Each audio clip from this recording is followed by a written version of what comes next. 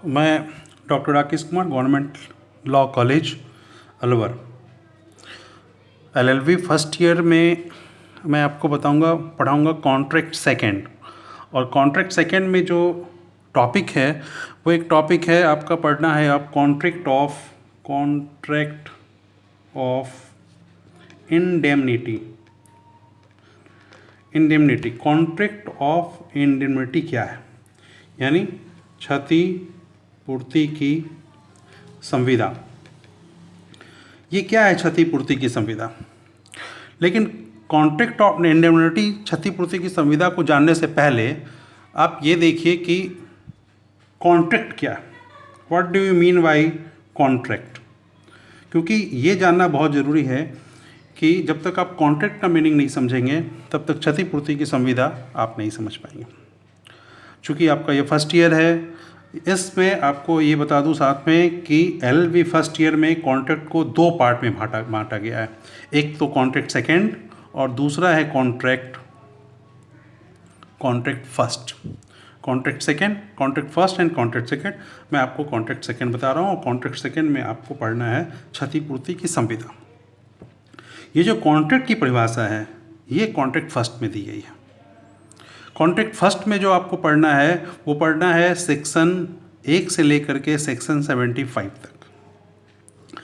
Contract first में आपको ये बताया जाएगा कि कॉन्ट्रैक्ट होता क्या है, कॉन्ट्रैक्ट कैसे किया जाता है, कॉन्ट्रैक्ट किस किस प्रकार के किए जा सकते हैं, कौन से कॉन्ट्रैक्ट एग्रीमेंट वैलिड होंगे, कौन से एग्रीमेंट वैलिड नहीं होंगे, इन सब चीज़ों के बारे में आपको कॉन्ट्रैक्ट फर्स्ट में बताया जाएगा। और कॉन्ट्रैक्ट सेकंड आपको बताता है स्पेसिफिक कॉन्ट्रैक्ट के बारे में, किसी विशिष्ट संविदा के बारे में, स्पेशल टाइप्स ऑफ कॉन्ट्रैक्ट के बारे में। तो हम लोग जो है आज कॉन्ट्रैक्ट सेकंड में जो स्पेसिफिक कॉन्ट्रैक्ट है उसी के अंतर्गत एक कॉन्ट्रैक्ट है कॉन्ट्रैक्ट ऑफ इंडेमनिटी। सवाल है कि इस कॉन्ट्रैक्ट एक्ट की ज़रूरत क्यों पड़ी? कॉन्ट्रैक्ट एक्ट क्यों, ये लॉ कानून क्यों बनाया गया? देखिए, जैसे जैसे हमारा समाज विकसित होता गया वैसे वैसे समाज के आदान प्रदान आपस में बढ़ते चले गए, व्यापार बढ़ता गया और इस व्यापारिक संबंध को एक कानूनी रूप देने के लिए, व्यापारिक संबंध में बाध्यताएं बनाने के लिए, इसमें अपने पार्ट के परफॉर्मेंस को पूरा करवाने के लिए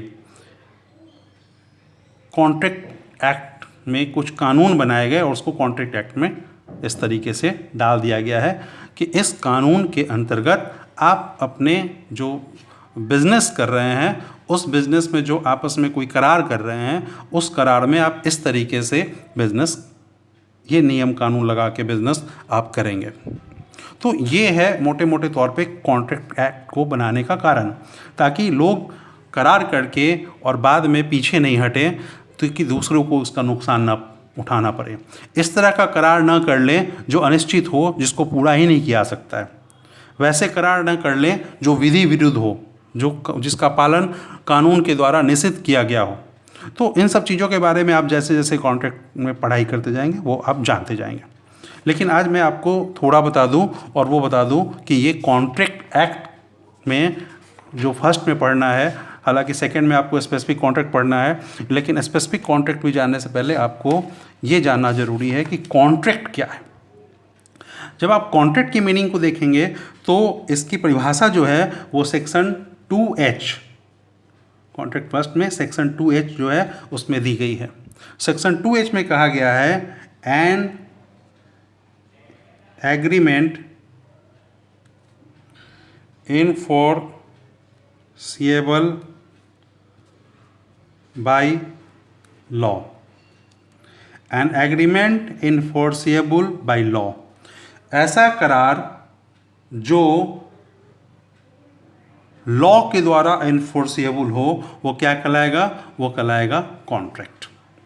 ऐसा करार, an agreement enforceable by law is called contract. मतलब कॉन्ट्रैक्ट की जो परिभाषा है इसमें दो वर्ड निकल के आते हैं। एक आता है आपका एग्रीमेंट और दूसरा है इनफोर्सिएबल बाय लॉ, मतलब विधि द्वारा परिवर्तनीय। जो करार विधि के द्वारा परिवर्तनीय हो, विधि के द्वारा उसका पालन कराया जा सकता हो, वो क्या है? वो कॉन्ट्रैक्ट है। तो फिर अब सवाल उठता है कि एग्रीमेंट क्या है? What do you mean by agreement? जब आप एग्रीमेंट की परिभाषा देखने जाएंगे तो फिर आपको कॉन्ट्रैक्ट फर्स्ट में सेक्शन 2E देखना होगा। सेक्शन 2E में कहा गया है एवरी प्रॉमिस मतलब every promise and set of promises forming the constitution for each other is an agreement. Every promise and set of promises forming the consideration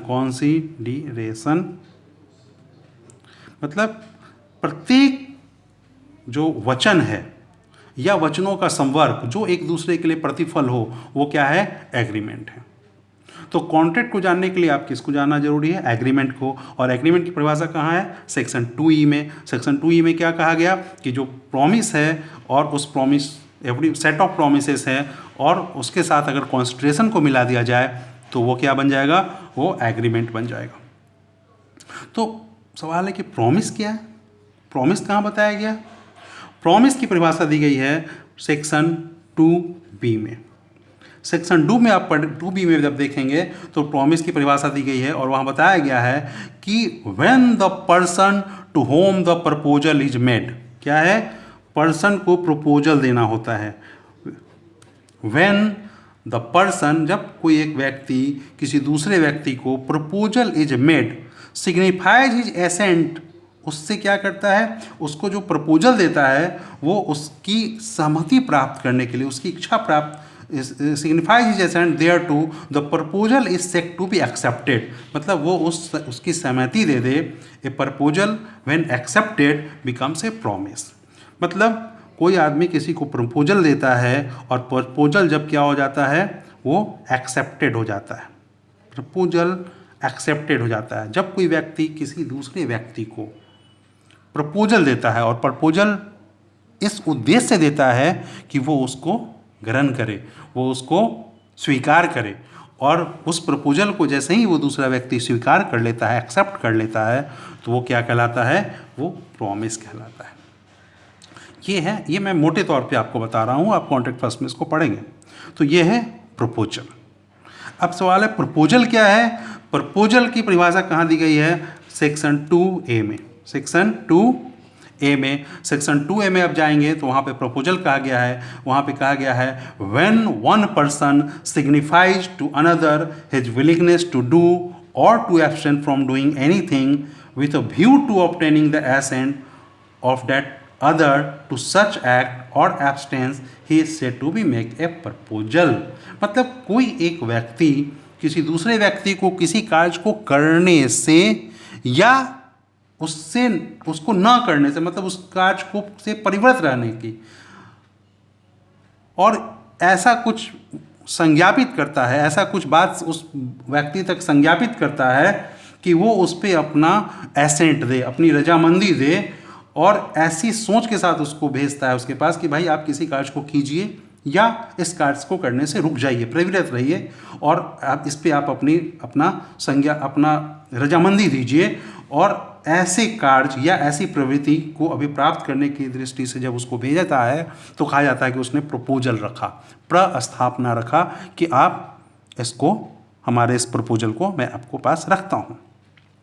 और acceptance, promise क्या है? प्रपोजल व्हेन एक्सेप्टेड, तो acceptance हो जाता है जब उसका, प्रॉमिस का जब क्या हो जाता है? एक्सेप्टेंस हो जाता है, तो वो बिकम्स क्या होता है? वो प्रॉमिस बन जाता है। तो ये है आपका agreement, promise and then proposal. दूसरा इसका पार्ट है कॉन्सिडरेशन। एग्रीमेंट के लिए क्या होना जरूरी है? कॉन्सिडरेशन जरूरी है, और कॉन्सिडरेशन की परिभाषा दी गई है सेक्शन 2D में। सेक्शन 2D में आप कॉन्सिडरेशन को पढ़ेंगे, जहां बताया गया है कि when at the desire of the promiser, मतलब प्रॉमिसर के, जो प्रॉमिस करता है उसको प्रॉमिसर कहते हैं, और जो प्रपोजल देता है, जो प्रपोजल देता है, the person making the proposal is called promisor and who accept the proposal is called promisee. जो प्रपोजल देता है उसको प्रोमिसर बोलते हैं और जो उसको एक्सेप्ट करता है उसको हम क्या कहते हैं, उसको प्रोमिसी कहते हैं। इसको बताया गया है सेक्शन 2C में, प्रोमिसर और प्रोमिसी के बारे में। प्रोमिसर और प्रोमिसी को हिंदी में कहते हैं वचनदाता और वचन ग्रहीता। तो जब desire of the promisor, the promisee और एनी अदर पर्सन, कॉन्सिडरेशन क्या है, कॉन्सिडरेशन है कि प्रोमिसर के डिजायर पे प्रोमिसी या कोई और व्यक्ति has done or abstained from doing or does or abstains from doing or promised to do और to abstains from doing something, such act or abstinences or promise is called a consideration for the promise. मतलब promisor के, जो promisor है उसकी इच्छा पर, उसके कहने पे वचन ग्रहीता या कोई और दूसरा व्यक्ति कोई काम पहले ही कर चुका है, भूतकाल में उस कुछ कर चुका है या करने से प्रवृत्त रहा है, उसके कहने पे कुछ नहीं भी किया है, रुक गया है, या अभी कर देता है वर्तमान में, या भविष्य में उस बात को करने का या करने से रुक जाने का, प्रवृत्त रहने का वचन देता है, तो ये क्या कहलाता है, उसके लिए कॉन्सिडरेशन कहलाता है। जब भी कोई संविदा होती है तो उसमें कहीं ना कहीं कॉन्सिडरेशन होना चाहिए, एग्रीमेंट में कॉन्सिडरेशन होना चाहिए। तो ये है एग्रीमेंट। एग्रीमेंट मतलब प्रॉमिस प्लस कॉन्सिडरेशन। प्रॉमिस क्या है, प्रपोजल एक्सेप्ट हुआ, प्रपोजल एक्सेप्ट हो गया, वो क्या बन गया, प्रॉमिस, और प्रॉमिस के साथ कॉन्सिडरेशन मिल गया तो वो हो गया एग्रीमेंट। दूसरा हमारा है enforceable by law. Enforceable by law, हमें क्या करना है, हम कॉन्ट्रैक्ट देख रहे हैं। कॉन्ट्रैक्ट क्या है, तो कॉन्ट्रैक्ट देखने के लिए हमें क्या चाहिए, एग्रीमेंट चाहिए, और क्या चाहिए, एग्रीमेंट के साथ साथ enforceable by law. Contract enforceable by law कैसे होगा, तो इन्फोर्सेबिलिटी ऑफ लॉ को भी आप देखेंगे तो सेक्शन 10 में बताया गया है। सेक्शन 10 जब आप देखेंगे तो वहाँ पे बताया गया है कि इन्फोर्सेबल बाय लॉ क्या होता है, कोई भी सेक्शन इन्फोर्सेबल बाय लॉ कैसे होता है। वहाँ पे कहा गया है व्हाट एग्रीमेंट आर कॉन्ट्रैक्ट्स, किस तरह का, ये जो कैसा एग्रीमेंट जो है वो कॉन्ट्रैक्ट बन पाएगा। व्हाट एग्रीमेंट्स आर कॉन्ट्रैक्ट, कौन सी जो करार हैं, एग्रीमेंट को हिंदी में बोलते हैं करार, तो कौन सा करार है जो कॉन्ट्रैक्ट मतलब संविदा, कौन सा करार संविदा बन जाएगा। तो उसमें कहा गया है कि वैसे करार जिसको सक्षम पक्षकार के द्वारा किया जाए। किसके द्वारा, सक्षम पक्षकार। सक्षम पक्षकार का मतलब क्या होता है, competent of parties. Competent of parties, जो किसी कार्य को करने के लिए क्या हो, सक्षम हो। हाँ, दूसरा क्या है, दूसरा है कि कॉम्पिटेंट हो, किसी करार को करने के लिए, किसी संविदा को करने के लिए क्या हो, कॉम्पिटेंट हो। Competent to contract, party competent होना चाहिए। मतलब कॉम्पिटेंट पार्टी कौन होगा, कॉम्पिटेंट पार्टी का मतलब है वो मेजर होना चाहिए। क्या होना चाहिए, वो मेजर होना चाहिए। हाँ, नॉट डिस्क्वालिफाइड बाय लॉ, विधि के द्वारा रोका नहीं गया होना चाहिए, वो पागल नहीं होना चाहिए। हाँ, ये सब चीज़ें ये आप डिटेल्स में पढ़ेंगे जब जिस समय आप कॉन्ट्रैक्ट फर्स्ट पढ़ेंगे, मैं मोटे तौर पे आपको बता रहा हूँ। दूसरा क्या है, दूसरा है कि फ्री कंसेंट। फ्री कंसेंट मतलब स्वतंत्र सहमति हो। मतलब जो एक कॉन्ट्रैक्ट का प्रस्ताव दिया जा रहा है और उस प्रस्ताव को जो एक्सेप्ट किया जा रहा है ये फ्री कंसेंट हो। फ्री कंसेंट का मतलब उसमें कोअर्सन नहीं हो, उसमें अनड्यू इन्फ्लुएंस नहीं हो, उसमें मिस्टेक ऑफ फैक्ट नहीं हो, उसमें मिस्टेक ऑफ लॉ नहीं हो, मिस रिप्रेजेंटेशन ना हो, फ्रॉड नहीं हो। मतलब किसी भी तरह का दबाव में, अनुचित दबाव, कपट, प्रपीड़न या तथ्यों के बारे में पता नहीं है, इसको आप डिटेल्स में देखेंगे आगे। तो ये है फ्री कंसेंट। फ्री कंसेंट होना चाहिए। एंड लॉफुल ऑब्जेक्ट, ऑब्जेक्ट जो है वो लॉफुल होना चाहिए। ऐसे ऑब्जेक्ट ना होना चाहिए जो कानूनन जिस ऑब्जेक्ट पे रोक है वैसी चीज़ों का करार नहीं किया जा सकता। और दूसरा लॉफुल कंसिडरेशन। जो कंसिडरेशन है ये कंसिडरेशन भी क्या होना चाहिए, लॉफुल होना चाहिए। और not declared void. Declared void, not declared void, मतलब वॉइड डिक्लेयर नहीं किया गया होना चाहिए।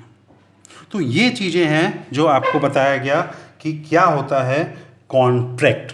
कॉन्ट्रैक्ट क्या होता है? तो कॉन्ट्रैक्ट एग्रीमेंट और इन्फोर्सेबल बाय लॉ मिलके बनता है।